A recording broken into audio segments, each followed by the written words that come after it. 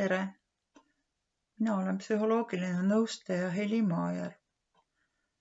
Jätkame juttu teemal, kuidas hoida oma vaimset tervist ja tasakaalu praegusel keerulisel ja stressirohkel ajal.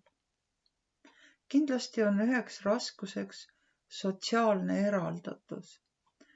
Puudub võimalus suhelda sõpradega otse ja tuleb elada nii-öelda sotsiaalses isolatsioonis. Koolis ja kollektiivis oleme harjunud teistega suhtlema, rahuldama erinevaid vajadusi, sealhulgas vajadust suhelda, saada tähelepanu, tunda ühtekuuluvust. Praegusel hetkel aga on loosungiks püsi kodus.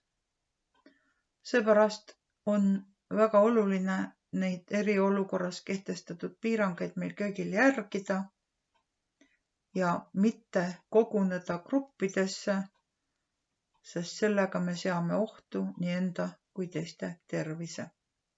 Samas jäävad aga ju telefon ja sotsiaalmeedia, mille kaudu me saame hoida sõpradega ühendust ohutul viisil.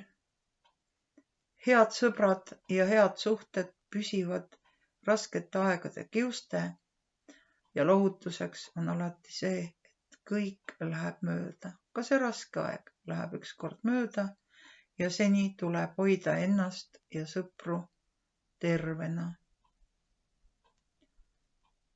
Oluline on järgida ja jälgida ka oma meedia ja info tarbimist. Missuguseid väljaandeid, missuguseid kanaleid lugeda, kuulata, missugust infot endale sisse lasta. Väga palju levib meedias piiravat, hirmutavat infot ja seda sissevoolu saab igaüks ise piirata, et hoida enda tervist ja võimalikult vähe stressi endale tekitada. Igapäevaselt tuleks ka midagi teha, mis pakub naudingut, mis pakub rõõmu. On see siis mingi tegevus või muusika kuulamine või jalutamine, midagi, mis viiks muremõtted eemale ja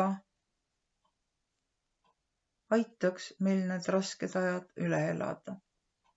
Üheski olukorras ei tohiks kaotada elutervet huumorimeelt. Aitäh!